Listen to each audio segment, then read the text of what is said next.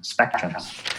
So I think from these two screens, what you can see is designs, colors, visuals, there's some numbers, some screen captures about product, and you can see some metrics, workflows, examples, etc. And the fundamental theory of presentation design is all about this, like design, connecting design, content, use visuals, use metrics to translate your presentations into story and help people understand and process what you want to present as fast as possible. So in short, successful pitch deck would be these four major elements, like the overview of your idea, your product, your company, your team, what makes your idea unique, how do you demonstrate metrics such as the market size, your demographics about your customers, and how's your revenue, profit, all these financial metrics that measure the success. And very important is the consistency. You can see we tend to agree with similar colors approach in different slides, although you see different colors, but you can still feel the branding structures. It's very similar. So I think consistency, visuals, and all these things comes together would be a great presentations already. Number two, so the three major steps in a 15-point guide, again, content design and storytelling. And let's start with content. When we talk about content, we are talking about what you're going to mention in your presentation slides. And very often in a presentation setting, it's ranging from like 3 minutes, 5 minutes, sometimes 10 or even 20 minutes. And people can get asleep easily if your presentations is not attractive enough. And here are the content where we always come across. There's no particular order. There's no particular mandatory where you need to include this slide or not, but just some recommendations where I believe an early stage startup should cover in almost every presentation. So starting from your tagline, like how can you describe your company in just one sentence? It's a challenge. If you cannot describe your company, your idea in one sentence and people understand, you definitely need to rework your tagline. And we always have a joke within the startup ecosystem. If you can pitch your 6-year-old kid and your grandma and they understand, you are doing the right business. Because basically, we're talking about you can explain your idea to anyone and they understand. And with the same tagline, you can apply to different audience and different occasions. So try to work on your tagline and make it as simple as possible. Do not hesitate to start with the problem you want to solve. When we talk about problem, maybe we have 1, 2, or 3 problems. So happy to have as much as problem as possible. But the thing is, how can you connect your problems with the solutions and product you're going to offer? So make sure these elements are connected and make sure they synchronize each other and compromise each other and make sense. So try to pitch as much as possible and test your audience and see if they understand. Market size is super important. If you don't understand who are your users, where your markets are, and how do you scale in the future, it's a big problem. So try to do quantitative research, Google and find how your competitors tap into similar markets, how their target persona looks like, and project the number of market you're going to target in the future. Business model, when we talk about business model, is a collection of how do you make money, how do you talk to your customers, how do you enter the market and manage to scale successfully. Also very important is competition is a good thing, because when there is a competition, meaning that someone has already proved certain business model or ideas exist and work. So do not afraid of competitions, because for me, as an entrepreneur, competition is a motivation because it gives you power to do better than your competitors. And with the information out there online created by all your competitors or similar players out there, you can do a lot of research from them. So I think collectively it's a good thing for you, where you can learn from them and not saying copy, but learn from them and see what if there's a gap where you can tap into a certain market. Go-to-market strategy. We talk about the marketing touch points, the channels you're going to use. You can be ranging from like social medias, can be Google search, could be blogs, could be mobile applications, etc. So think about who are your users, where is your market, is there any localization in language you need to consider, and try to find a way where you can talk to and reach your customers as fast as possible. And very important also your team dynamics. And I assume most of you right here are either undergraduates or postgraduates, so it makes sense for you to put a slide where your team with your academic and educational backgrounds. But when you comes into the practical economy, where people have been already working a couple years or within certain domain for some time, people don't really care about what you study. They care about what you do and what you have been achieved. So try not to embrace your major, your academic backgrounds. I mean, nice if you come from a top tier school, but what makes a company success is how you translate all this learning into practice. So try to highlight your achievement, try to highlight how your team dynamics looks like, how your roles and responsibility allocations looks like on a slide, and don't waste your space to put your some logos or background that is not necessary. And last but not least, the ask of your presentation. So when you pitch an idea or a product, you need to give an ask. You need to give a direction to your audience, what actions they can take. So either you are pitching for investment, either you're pitching for your customers. Sometimes you pitch for talent as well if you're looking for co-founder. So make sure all these stories comes into place where you can connect into a story and able to attract people eyeballs and encourage to take action. So simple as that. So here's the 9 elements that I would recommend you can start with. You can always rearrange the order, customize the content, and just maybe get rid of 1 or 2 slides you think that is not necessary. So there's no compulsory elements right here.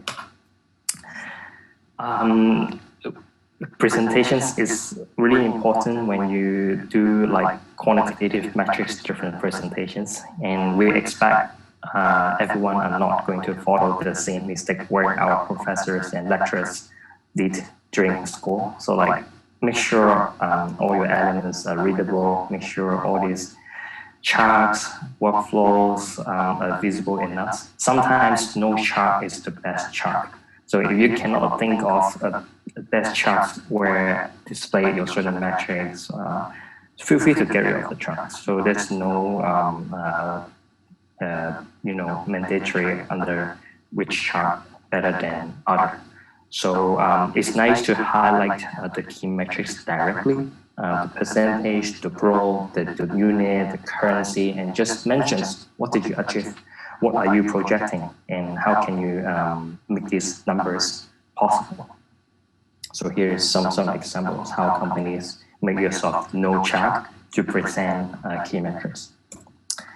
And remember, research a lot. So I have to say, unique idea does not exist. So given that right now we have so much populations on the planet, and there's always a chance where someone's thinking a very similar idea than you. So the idea is when we talk about research, there's so many channels, there's so many content directions we can look at. And what we usually use are tools like this. So now I'm going to switch my screen and do a real demo how to do a research in terms of competitions, market, in terms of data, funding, and etc. Also some interesting metrics. So let me switch the slide. Yes. Great. Let's do another tech check. Can you see my screen right now on Crunchbase? So if you can see Crunchbase, please put yes. Great, awesome. So Crunchbase is my everyday reading portal. So it's a data aggregator where they aggregate startups, investment data almost every day, real time. And it also features events, conferences, some news articles from the startup inside the ecosystem as well. So I have my own account. You can create your own. It's free. And they also have a premium account where you can access more data. But I am using a free account, and the data is good enough for you to do simple research. So right here is a dashboard where you can search for companies. For example, if I want to know more about how Uber operate. So you can hit Uber, you click Uber. Right here, you can see in just a few seconds. Hold on. Technology. Yes, right here. So you can see how the number of acquisitions they have been completed, number of investment they have placed it, where the locations, where they founded, where the funding status. Obviously, they have listed publicly, so it's an IPO status. They are also considered as a unicorn. They are listed in New York, all these usual links and etc. So when you scroll down a little, you can see more like if the company is listed, the country will be directly access the stock market data, but that's not important for our presentation page. Right here, you can see how the funding one rate look like. Especially for growing stage entrepreneurs, it's really important for you to understand how your competitor one rate investment duration looks like, because you need to understand who are the venture capitalists, who are the investors, why these investors interested in certain market or industry. And right here you can see obviously PayPal, they put some money on Uber, maybe they're interested in their payment solutions. Toyota, obviously, car maker, they're interested in mobility, etc. So you can study all this data and project whether some investors might be interested in certain market. That's how we use Crunchbase. And we also measure the durations, and we also estimate how long does it take for one round to the next round. So we can assume either the company need money, either they need a loan, either they are burning out all the cash. So do your research, extract the most important data you want to know. Scroll down a little bit, you can see more details about the investor backgrounds, companies they have acquired, and also other business subsidiary units. So why don't we go, we try a Hong Kong company, for example, maybe Klook. I think Klook is more popular nowadays, travel marketplace. Okay, so they raised it almost, so they raised it $500 million US since they launched. So it's huge, and they are considered as a Series D stage in APAC. How long they found it's like a 6 years old company with $500 million in their bank, which is really impressive. And scroll down a little, you can see how other companies compare by different angles. For example, Asia tourism companies, for example, unicorns in APAC, China fast-growing company, etc. So if there's so many important information where you can aggregate right here, you can also see the investor status from C to Series D round, who are the investors, why they invest, how many investors participated. Right here, what they list is the lead investor, like meaning that people who put the most money out of this amount. So if you click here, you can also see the fellow investors as well who pay relatively small amount. So I mean, for you to estimate the number for your asset and investment is really important. So study this data.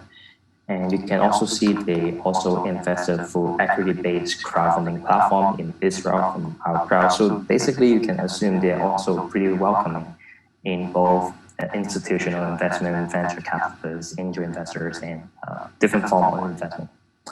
So yeah, scroll down, you can see other data, whether they're active in certain market, the website monthly visit, which is a huge amount again. And the team dynamics is really important. If you're founding a team, you might want to have an equally distributed amount of business people, technical design. So try to learn from how the companies escalate their team as well and see what you can do. So yeah, that's Crunchbase. Spend your time, play around, and just create your own reading behavior. Secondly, I would go for SimilarWeb. It's another research-driven tools. Right here, it's super simple. Again, search engine, where you can compare one company versus another. Let's try Eventbrite. I think Eventbrite is also very popular in terms of event applications.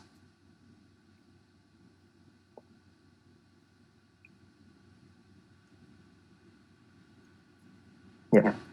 So once you put the website, the name, you can see some market-related data, real-time, and active in which country. Obviously, with the corona outbreak, event platform is definitely got affected as well. But they're trying to transform into more online setting. So you can see all these dynamics on SimilarWeb. Not going into details. Do your own practice and research. And if you want to compare Eventbrite versus another company, we can do that. For example, Eventful. So in just a couple of seconds, you can see how SimilarWeb managed to put up this comparison for you. So easy and free to copy and then do screen cap of SimilarWeb. They doesn't say no, so feel free to read. Another platform I like is Alternative2. So Alternative2 is another similar aggregator where they compare one product versus another and go deeper to scout if there's any similar products around this. For example, if we want to know which company is similar to Squarespace. So Squarespace, by the way, is a website builder without any code. So here's Squarespace, you see the background information. When you scroll down, you see Alternative to compare Squarespace with WordPress, Goals, Webflow, Weebly, Wix, etc. When you click into detail, you see more data. So simple as that. So with Alternative2, you can do all this comparative analysis in different angles. So have fun. And Product Hunt is another platform I read almost every day. And basically right here, you see new products, new applications, startups every day submitted by people, by entrepreneurs, or even recommended by people as well. So here you get the latest trends of what people are building, which industry are more exciting, which business model success, which applications got more upvotes, for example. So they do it every day in the aggregate successful early stage companies writing where you can also exchange opinions, get feedback. I think it's really good for early stage entrepreneurs who want to get early adopters if you're a technical focused company. So give it a try and have fun. And one more before we jump to the next section is G2 Crowd. So G2 Crowd is rating system, I can say that, and also comparisons where you can compare softwares and products by real feedback from the users. So right here, we use G2 to analyze whether the sentiment of certain company is good enough. And you read the feedback, you know how companies improve, and I think it's an open platform where you can access this real customers' information. So it's really helpful for you to create presentation, comparisons, and market research. Great. So let's move on to next sessions. I think research is kind of boring if you keep reading and listening non-stop. And let me switch to my slide. Great. And tech check, can you see my presentation slide? Put yes. Great. So again, just to wrap up, I mentioned unique idea does not exist. I hope you understand the idea and what does it mean. And I also want to top this up. And when we say unique idea does not exist, what makes your company unique? It could be your team. It could be the way you execute the company, the product, and also your milestone. So don't be afraid, don't be upset. I mean, there's a lot of way where you can create products around similar market segment and grow from small market to a big market in the future. So again, do a lot of research. Next, keywords matter. So try not to paste an article on a presentation slides. You will definitely put people asleep and people will run away without reading any single slides. So try to leverage the beauty of keyword. If you cannot think of any keyword, just do your Google search, just do your Google translation, just do your back to school dictionary work and find the right terminologies in order to describe your product and businesses. And that's really important. So I'm using a slide created by Airbnb around 11 years ago. So that's how they use keywords and simple sentence highlight to describe the problems they want to solve in terms of price, accommodations, efficiency, etc. So learn from all these slides and see whether you can apply the same. Do not paste an article. No one will read your slide. Remember. Design. So design is a broad spectrum where starting from visualizations, colors, animations, and all that. I am a big fan of vectors icons because I think vectors icons help you communicate faster, help you describe something easier, simpler, and you can basically tell everything right here by reading icons like this. So it is a champion, home, search, people, gear, setting, team, etc. So you don't have to describe a lot, and you can save a lot of space with using icons. So try to leverage icons and do not paste an article again. And there's also many psychological meanings behind colors.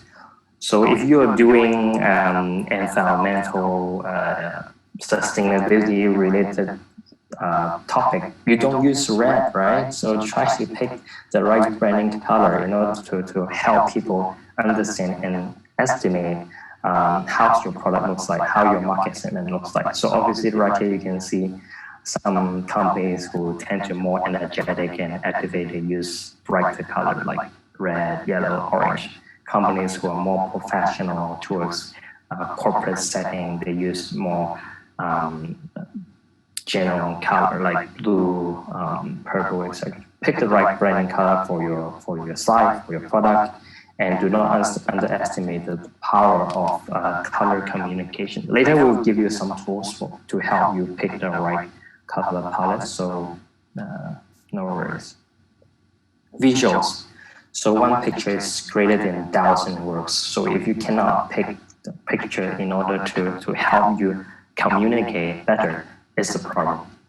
So you can see the difference. When you say we are happy versus you put happy images, you can see how fast, you can kind of imagine and experience how fast you can process these informations and whether you understand I am happy, whether I'm really happy or not, and so on and so forth.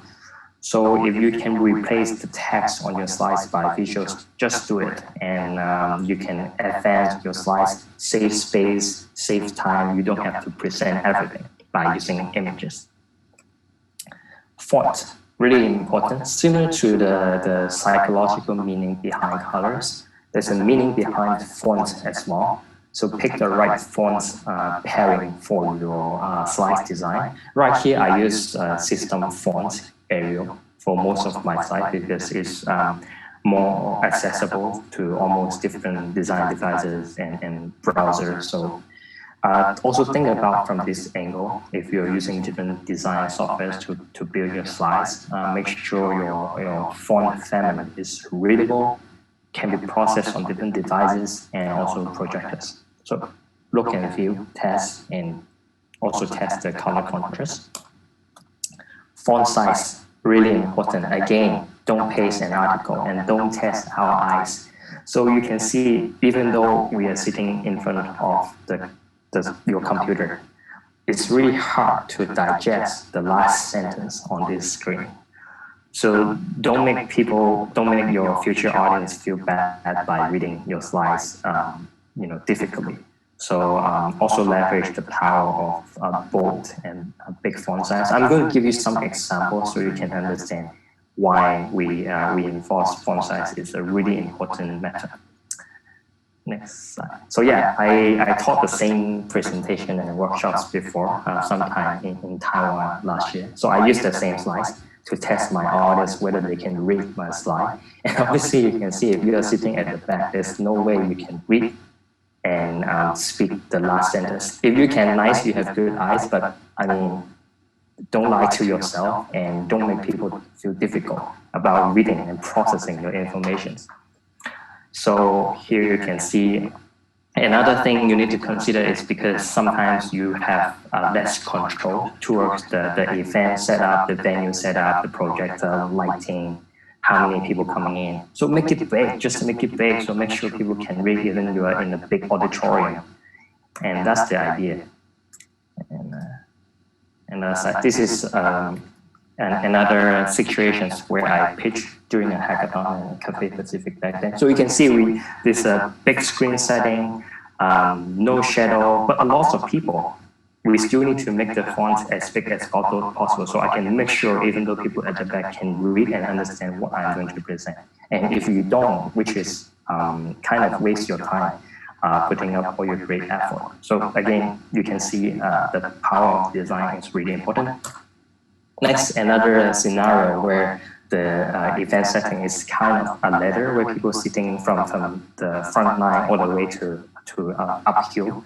So they have different angle to read my presentation slides, and luckily the projector is setting up on the screen pretty high and people can read. But think about it, if you are given a small televisions or small projector screens, you might not have the opportunity to make sure people read your slides carefully. So make sure you consider that and play around your font, play around your size, play around all this color setting, and make sure your team, your audience can read carefully. Again, font size, you can see the difference between 32, 24, font style, Arial, colors. So do your own practice, do your own testing. Test the eyes of your whole team before you go on stage. Test with your families, your friends, your customers, and see what feedback they give. And storytelling, super important. And here's one of my favorite one-line elevator pitch. It's a formula where you basically input three major elements. We call this X, Y, Z. We help someone to do something by doing Z. So let me give you an example. So we help travelers discover local accommodations by a two-sided marketplace. So here you can already see who are your target audience, your customers, which market you're going to tap into, and how does your solution looks like. There's no difficult terminologies, there's no technical terms right here, and you manage to present your idea in just one line. And why one-line elevator pitch is important? Because sometimes, maybe in a certain scenario, maybe an event, maybe a conference, etc. If you come into a very important person you want to pitch, very often they, in a rush, in a hurry, they don't have time. Maybe they will give you 10 to 20 seconds, and that's how you win a conversion. That's how you win a meeting, by leveraging the beauty of one-line presentations. So practice your own, and I think in terms of presentations, there's so many format, durations, and I do really agree a one-line presentation will help you unlock a lot of possibilities. So practice your own, make sure there's no buzzwords, and make it as simple as possible, even your grandma can understand. Again, here's another bad example. If you're trying to do this, like we help everyone solve business problems by using AI and big data, there's no meaning behind. It's impossible for people to understand what's your objective, what's the problem you're going to solve, and who are your customers. And we need to admit that there's no companies or products on the planet solving problems for everyone. Even tech giants like Amazon, Google, Facebook, they don't position themselves as a company for everyone. So make sure you segment your customers, make sure you segment your market, and find your own one-line presentation, and make sure people understand. And at the end, customers care if you can solve their problem, but not the technology behind your problem, like blockchain, AI, fintech, big data. They don't care. They only care whether you can make sure the problems disappears. So obviously solutions like Uber, they have a lot of AI navigation technology behind, but I don't care. I only care whether my drivers can take me from point A to point B and make sure it's cheap enough. That's what they care. I care about whether I can search faster.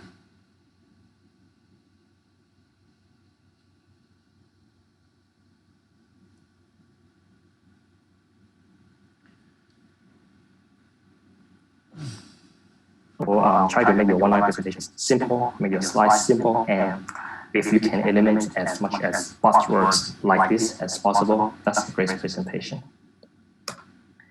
Connections. So make sure you have the idea of the slides connection from one slide to another. If you're talking about problem at your first slide, make sure your second slides also echo what you mentioned in your previous slides. Try to create this effect and help people understand faster about the whole story behind your presentation. So like this. And at the end, pitch deck is just a tool. Try not to read your slides because it's not professional. So practice your script, learn your script. You don't have to learn every single word. You don't have to be super precise, but don't read because it's a professional presentation. We expect you understand the business the most. So we expect you can pitch anytime, even without a slide. So can you imagine if you pitch your presentation and in the middle, all these technical outreach, maybe turn down, projector burnout, etc. You still need to continue the game. So make sure you understand the pitch deck at the end is just a tool. So don't really be a professional presenter and don't lie. And very important, once you do also research, background, work behind, only put the things you understand on your slide. Try not to lie your audience.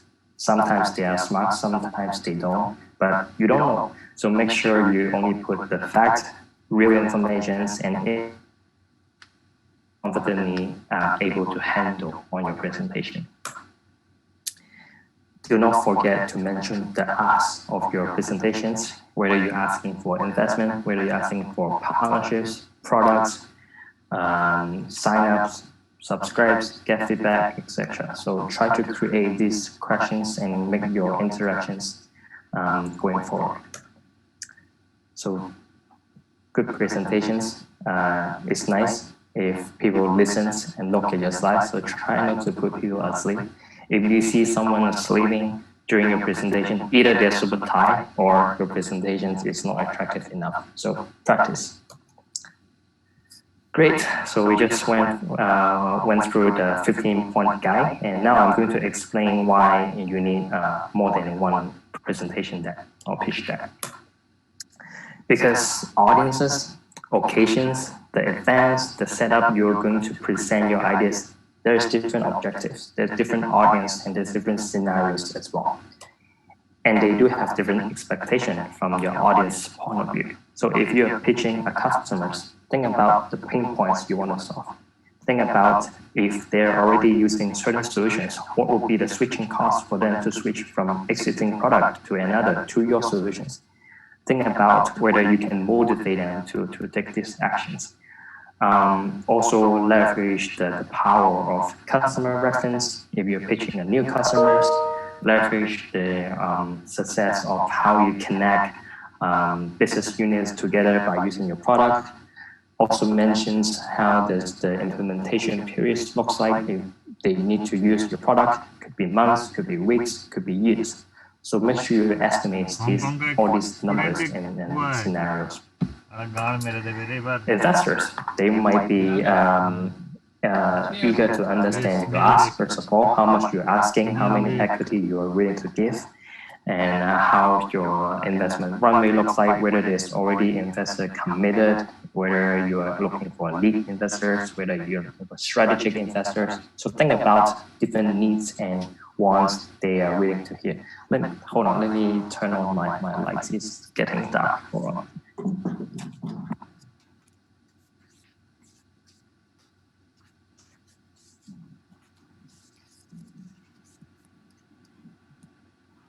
Great. And investors also would be very interested to know how your viable market looks like, which customers you want to tap into, which region you want to tap into, whether it's big enough for your company to grow. And revenue, super important. No investors want to invest a company that only burn money. So if you're preparing an investment pitch where you mention how much salary, how much technical cost, office space, marketing cost you're going to spend, these we consider as the burn. So we don't want to invest a company who pay as a debt. So make sure you mention whether you are already generating some revenue by doing all these burn practices and attract your investors by using these numbers. So think about it. There's a lot of research where you can find online, suggested by investors and venture capitalists. So I'm not going to details right here, but think about it. So apart from pitching customers, investors, you might be also pitching talent as well. Because right now, especially this generation, you choose me, I choose you. So make sure you understand you're not only pitching for money, for product, but also pitching for people, either employees or your future co-founder. So think about your team structures, whether your team is dynamic enough, whether they have the characteristics or culture you're looking for. Think about whether these people have the product team fit, whether they have the skill sets you need, not just rock star people where you can do multiple stuff, but the fit towards your product and company culture as a whole. Also think about whether these people can help you expand to the next stage and hire more people in the future.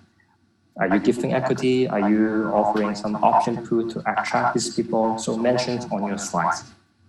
So you can see in just these three scenarios, customers, investors, and tenants, you definitely need to customize your slides. There's no one slide that fits all. So it's nice to create a master deck with the basic information of the company, your product, etc.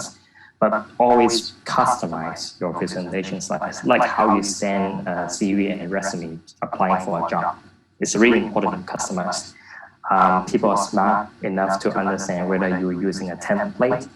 So do your customization, do your background research on your audience, and try to display information they want to understand and they want to know about you. So here's a couple of examples where you need to consider. So investment, customers, competitions, I think that these are usual suspects. Also applying for startup programs, sometimes you attach your slides as well. And I want to specifically highlight this because there's a difference between staged presentations and attachment email presentations, etc. Because the setting will be different. You're pitching your slides, you have real-time audience versus people reading your presentations on the screen by email. So obviously you need to twist the design, the font size, the information you're going to give. Think about this. So pitch talent, do slideshow, particularly for exhibiting a tech conference. You might want to have slides to keep running around without people presenting. So you need to make sure your slides are easy to understand, even people are walking and looking at your exhibition booth. Also media pitch. Media might be wanting to know what makes your story sound enough in order to display on the newspaper or blog, etc. So different scenarios, different needs, customize your slides. And there's way more scenarios I can think about. But here is, I would say, 7 typical and usual scenarios where you need to start thinking about. Number 4, and case studies and what we can learn from. So I handpicked 2 case studies. Number 1, Airbnb. I'm going to switch my screen. And number 2 will be another slide called font. Let me switch.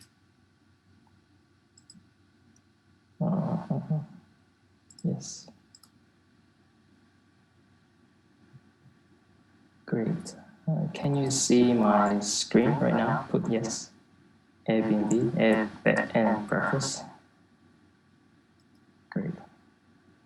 Cool. If you're already in the process of creating presentation, I'm definitely sure you heard about this recommendation by people. It's kind of like a golden template where early startups would go for. And this presentation slides created around 10 years ago by the Airbnb founders during the seed stage investment and between the times where they entered the biggest startup accelerator, Y Combinator. And back then, they still called themselves Air Bed and Breakfast before they rebranded to Airbnb. Obviously, the font size designs are kind of crappy if you compare to the brand right now.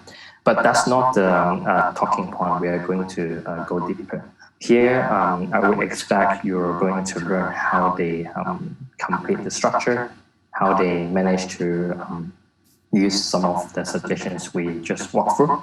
And right here, you can see the welcome cover slide, simple one-line descriptions about what they envision, name of the company, and they quickly start with the problems they want to solve. We mentioned quickly just now, price, hotels, efficiency, effectiveness, etc. You can do the same.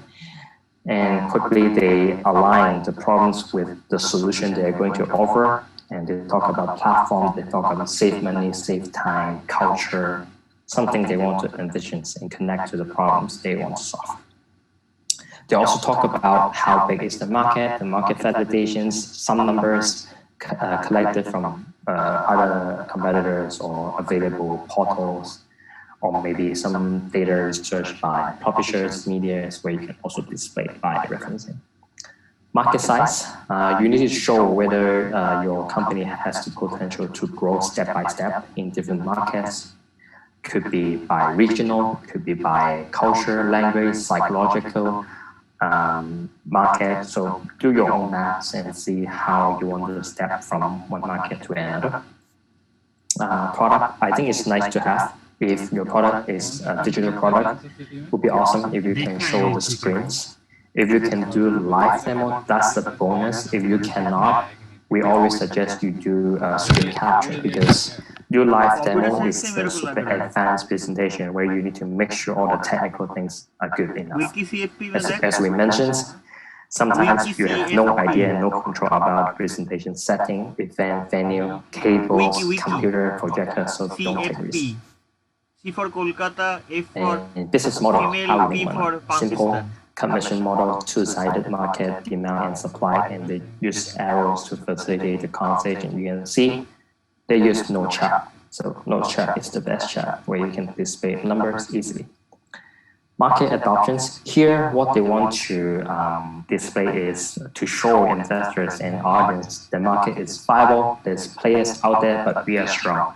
So here you can basically celebrate the success of the whole travel industries. You're tapping in certain segment where people are not tapping right now. You can also try to leverage the similar approach, compare your competitors. I think, again, showing a competition slice is nice and approach because it shows your wisdoms, it shows your market understanding. It shows you have already prepared the competitions.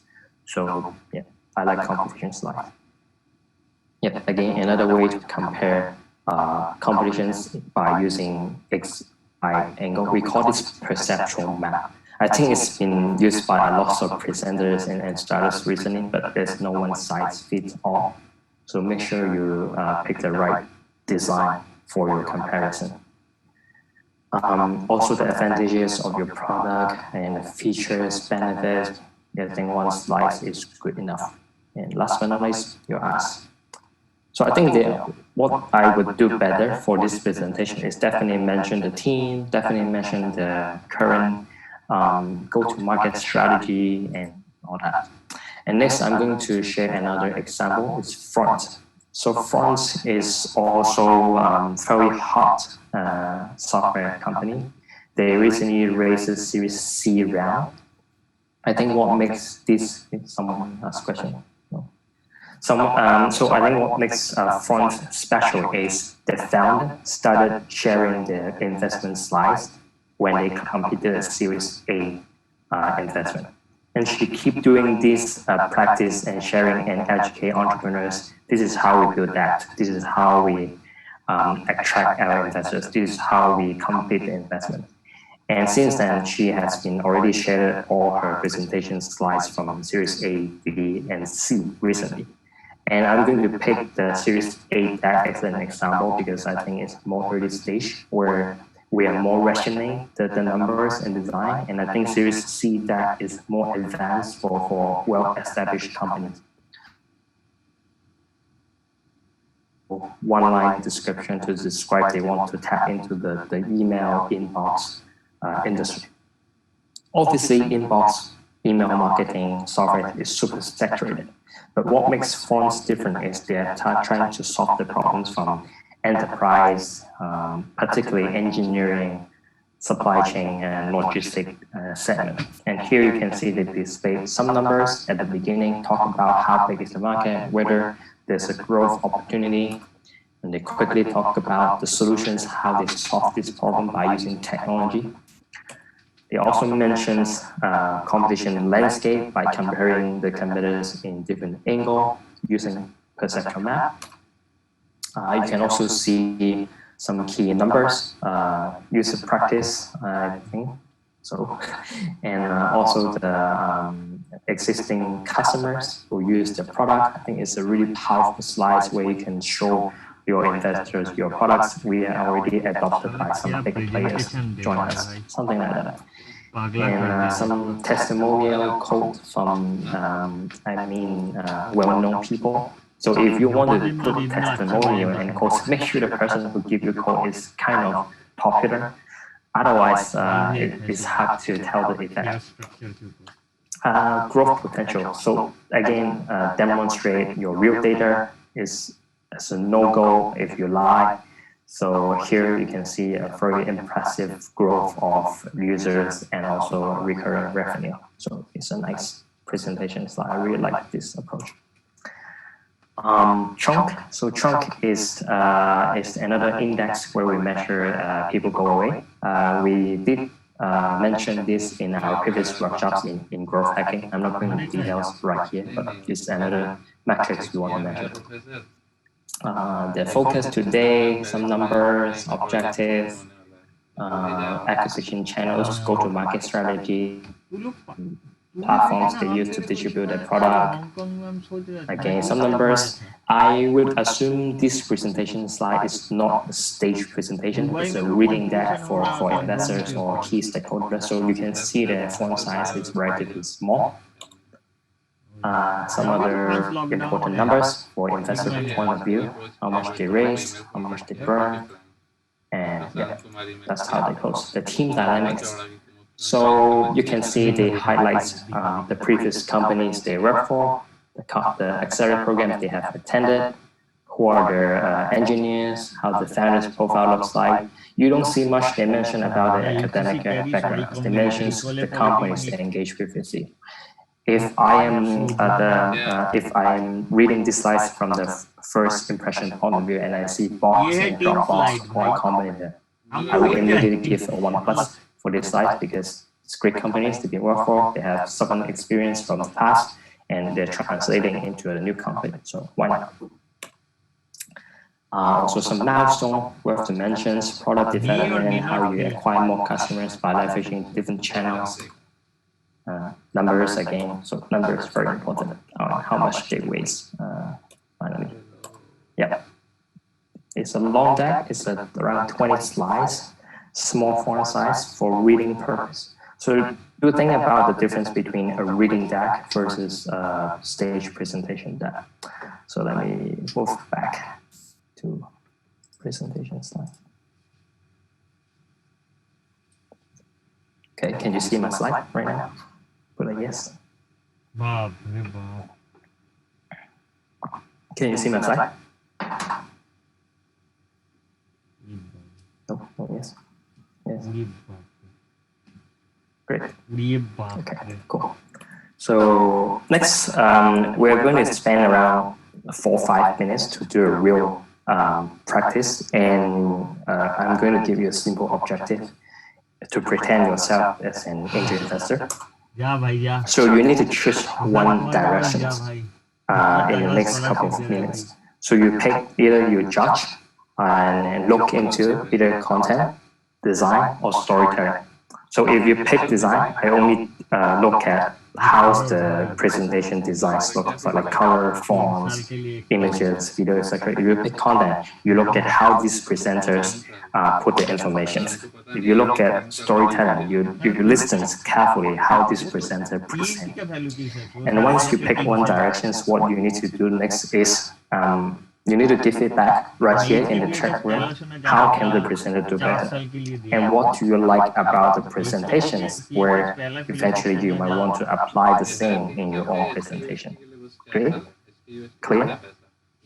So next is a video where I use almost all the time in my workshops to educate people in better storytelling.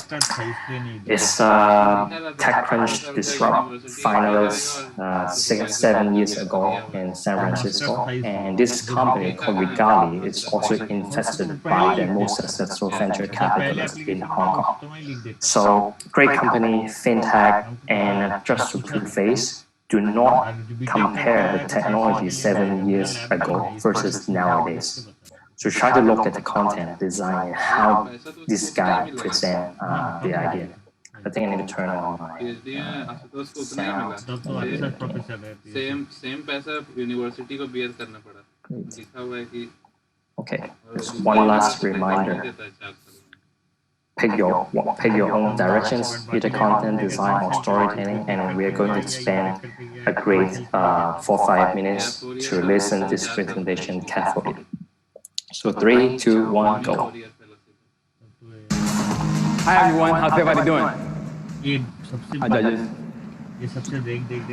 My name is Edricio, and this is my co-founder, Amer. Together, we are Regali. We are revolutionizing global remittances. We allow immigrants to pay for all of their family's basic necessities back home, all via an SMS. Now, I want to tell you a story. This is my real life family. It's my grandma and my aunt. They raised me. I owe them everything I got. That's why, ever since coming to this country 20 years ago, I've been sending money back home every month so they could use it to pay for food and medicine. Except that every time I send money, they're faced with this. They have to pay for a bus to go to an agency, wait online for 2 hours, face the danger of withdrawing cash in a really bad neighborhood, then have to go to another agency to pay their utility bills. On top of all that, Western Union taxes them 10%. That's insane. And that's why we built Regali. With us, now hard-working immigrants can send a credit directly to their family's cell phone in Latin America that could be used to pay for food, medicine, utility bills, even tuition. Our customers can visit us online on our website, or can visit us offline at one of our 200 points of sales throughout New York City. Now let's take a look at that process. This is Rosa Maria. She's a real-life customer in Washington Heights, New York. Now whenever Rosa wants to put food on the table for her sister back home, all she has to do is visit one of our local brick-and-mortar agents, provide her information, such as her name and cell phone, her sister's name and cell phone, and that's it. She gets immediately an SMS confirmation. Now in Latin America, her sister receives a unique SMS PIN code that she can use to pay for food at her local supermarket. It works just like a gift card. It's that simple. No more waiting, no more danger. Now, this is the best way of supporting loved ones across borders. That's why it's the future of global remittances. But who is a better judge of that than our very own customers? We are growing 67% week over week, have over 5,000 customers in just 15 weeks. And just last week alone, we had 1,200 new paying customers. And that is all in one single neighborhood in New York City, Washington Heights, serving one small market, the Dominican Republic. Next, we are going to scale into the rest of Latin America, which receives over $69 billion in remittances every single year. Now, 64% of that is already being spent on food and utility bills. Now, the reason we can scale is because we already have contracts that gives us access to over 7,200 retail locations in 8 different countries. No other company has this diversity and this magnitude of a portfolio. Now, each of these retailers pay us a fee, which allow us to subsidize how much we charge our customers. A low flat fee of just $3, up to 70% cheaper than any alternative. Multiply that by the 40 million immigrants single month, and you have a $3.4 billion revenue opportunity. Everyone, we are Regali. We're a tech company built by immigrants, helping 40 million immigrants put food on the table and keeping the lights on for the loved ones back home. Thank you. All right. Great. So it's a 5 minutes presentation, short. What do you think? Any opinion?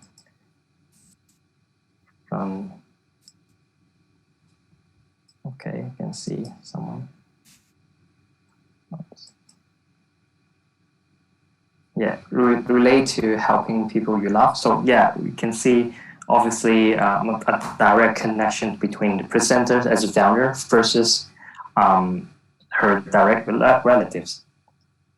Logical and smooth development, absolutely agree. Lots of energy and passions, emotionally attached, absolutely agree. Touching and social innovation, yeah. Personal experience, yes, exactly. Visuals, super important. You can see his visuals are not super, I would say, intuitive comparing with modern design. But it does the job to help you visualize and process the information. So I think it's the next design. Data and research supported, awesome. Images, yes. So yeah, it's really nice presentations, examples. I would also suggest you to watch this video again. And there's another 4 minutes after this event where the judges ask questions for this presentation. So try to also learn from how this guy react to questions and manage to handle the stage professionally.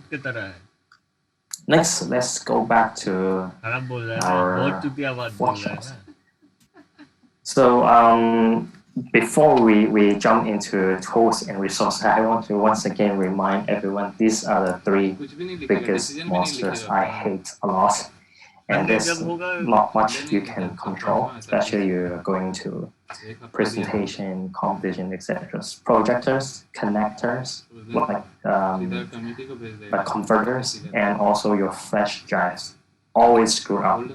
So my only solution is try to create a plan B. Make sure you have your presentation stored in multiple places: Google Drive, Dropbox, email, hard drive, your computer, flash drive. You don't want to screw up if you are going into a very important presentation. So make sure you have all these plan B and instruments. And also like the idea of converting my slides into PDF as well, because it's a universal tool you can read PDF almost every devices. You might want to debate if I convert into PDF, then I'm going to lose all the animations, which is a yes. Animations won't get you praise. So do not over rely on animation. And animations do cause technical glitch between projector and your computer as well. So don't take risks. Great. Before we go, I'm going to give you a list of weapons and tools, and I'm going to do a real demo as well. And you'll receive these slides later on, so you don't have to take pictures. Great. Let me go back to. Great. Can you see my screen?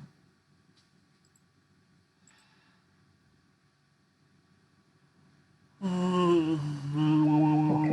So here is the first tool by Google Fonts. So here you download and search for the right font for your presentation. Let's say we use Roboto as an example. Here you can adjust the size. You can test already. You can also jump here and see different varieties, different style. You can also type your text. If I put my name, I can see how Felix Wong looks like under Roboto. So right here, you choose and pick the right font style for your presentation. Next, colors, very important. My favorite goes to coolers.co. So it's a color palette generator where you can explore or generate.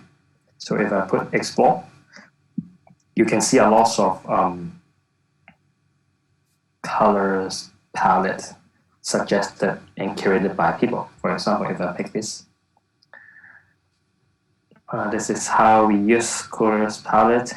You mix and match, compare the colors, you adjust the gradient and pick the right match for your presentation. So here you can always adjust the order. You can adjust the gradient.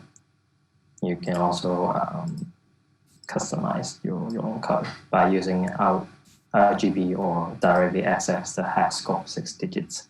So yeah, nice color tools. Brandcolors.net is also an aggregator by this platform where they aggregate all the brand colors using by other companies. So Adidas, Adobe, Airbnb, Alibaba, Amazon, for example, Amazon. You click copy, you can already copy the 6-digit hex code where you can come back, copy and paste, and you get the orange. Free and professional images. My favorite is Unsplash. So it's a photo searching engine where you can get high definition pictures for your presentation or other purpose. If I put startup, you can see lots of startup-ish pictures where people are talking, computer working, etc. So nice tool. Similarly, there's another one called Pexels.com. Again, it's also a photo search engine. I'm not going to do demo right here. Super straightforward. Icons. So icons8.com. It's an icon aggregator. If you need an apple, I put Apple. You get an apple, different apple as well. And right here, you pick an apple, you download the PNG and just apply it on the slide. You can always adjust the style and color right here. Just spend some time and play around. Don't want to waste your time. And another tool called thenounproject.com is also an icon aggregator. So right here, just search and do your right click, save as or copy image, and you get the PNG without watermark and background. Whimsical is a workflow builder where you can do all these flow charts beautifully on Whimsical. Spend some time, play your own. You can do mind map and sticky notes as well. Very nice tool. And what else? Yeah, WeCompress. WeCompress is a file compress tool or completely online. You just upload your document and you can compress over 90% of the document size. So it helps you reduce the technical glitch. It helps you reduce the size and send maybe attachment or email easily. You can compress PDF, PowerPoint, and other document formats as well. So easy tool. Finally, we have marvelapp.com. So it's a prototyping tool so you can drag and drop and build mobile and or app interfaces without a single line of code. So it's like a design tool where you drag and drop and build beautiful faces. They have already a lot of templates and libraries created by people behind. And you can also create animations and connections. So nice tool if you are in a rush of creating interfaces to showcase on your presentation. I definitely recommend to use Marvel, not crappy wireframing. And one more tool before we go, and switching back to my presentation. Unspecial, the image is copyrighted, so you need to feature the photographer, of course. So yeah, just add a line. They have the instructions already. And can you see my screen? Yes. Okay, and last tool, which is, of course, I have a presentation company, my own. So I have created a presentation design company last year just to collect all my tips and hacks and scan the QR code, follow the inspirations. I create presentation and design inspiration every week. And when you click the link over there, you get resources, you get my landing page, and also a free presentation template with all the fundamental elements you need to prepare at least your first slide. So yeah, have a go, have a try, and let me know your feedback as well. I would love to improve.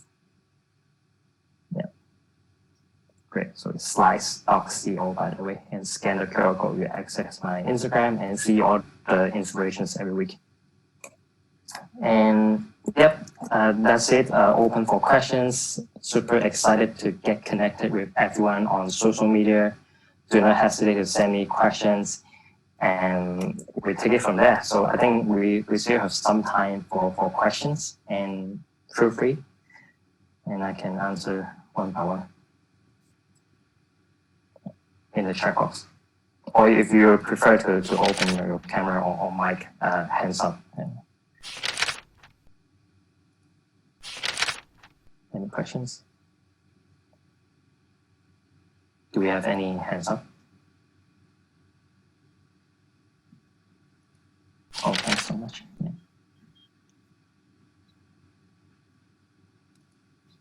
Or turn back to QR code for sure. Yes, there you go.